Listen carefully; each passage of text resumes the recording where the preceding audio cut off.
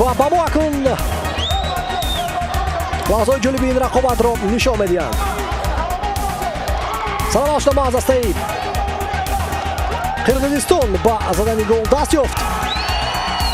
این حالت پس از وضعیت معمولی با عمل آمد. المازبек سلامت اولو از مسافه دور ضربه اجرا کرد. فیروزبек مرادов این ضربه را برگرداند نتوانست و حساب بازی کشوده شد. باید قید کرد که فیروزبек مرادов با جای مراد علی قلوب با میدان وارد گردید. دروازه‌بانی ما اوسه براشته بود. پس از آن فیروزبek مرادов با دست پرتاب اجرا می‌نماید. نکروز علی محمدов با کتفش توپ را سوی دروازه بک‌بولدک و تلیف روان می‌سازد و حساب برابر می‌شود. اما خورسندی ما دوام نکرد. با گذشت چند ثانیه نتیجه قرقیزستان با کوشش تماشایی بکتور الیاسов دیگر بار پیش برآمد و حساب 2-1 گردید. نژاد سلامов پس از گزارش زیباش از کنار راست میدان پاس اجرا کرد و محمد جان شریفov باشد از وضعیتی که چندان آسان نبود. در اصل آسان نبود اما در واقع بسیار مشکل است. در این موقع گل زدن زیرا که دروازه‌بان فاصله را کوتاه میکند. فاصله را کوتاه کرد اما از بین پای‌های محمد شریفov توپ را وارد دروازه رقیب گرداند و گل دوم خود را در این مسابقه با ثمر رساند. باز هم حساب برابر شد. در ادامه یک از وضعیت‌های خطرناک‌ترین رقابت فیضعلی سردارov گزارش زیبا انجام می‌دهد اما توپ از پای دروازه برمیخورد. از وضعیت استانداردی نوبتی گل سوم خود را وارد دروازه تاجیکستان می‌گرداند. قرقیزستان این محمد اسکربکov بود.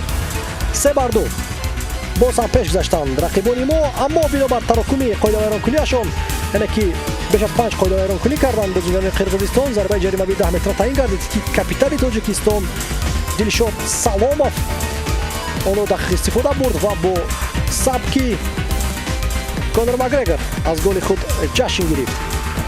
در ادامه فیضعلی سردارov توپ را با اولی انجام داد و خصیصی نکرد و به نفر آزاد توپ را گذاشت و بختیار سالیف باشد ما را پیش برآورد.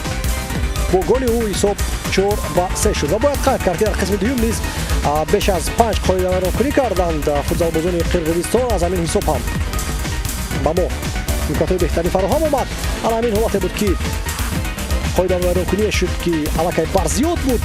باز ضربه جریمه‌ای 10 متر تعیین گردید. این دفعه نژاد سلامov از این امکانات مساوی گل زده نتوانست. خاطر می‌شود که در قسم اول و از این موقع دقیق فرصت را استفاده برد و وقتی که علاقه اخیری رقابت بود مجبور شد قرقیزستان که حساب را برابر کند.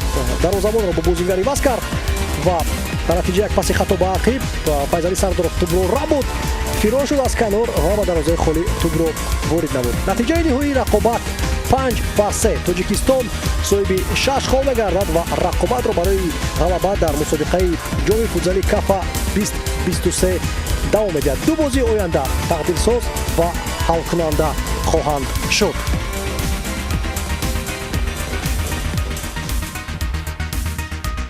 تماشاگران عزیز در اینجا گزارش مستقیم ما از قصر تنیس و مجموعه ورزشی آبی به انجام می‌رسد. مهربان کشور بودم که بازی رو برای شما مستقیما شرح دادم.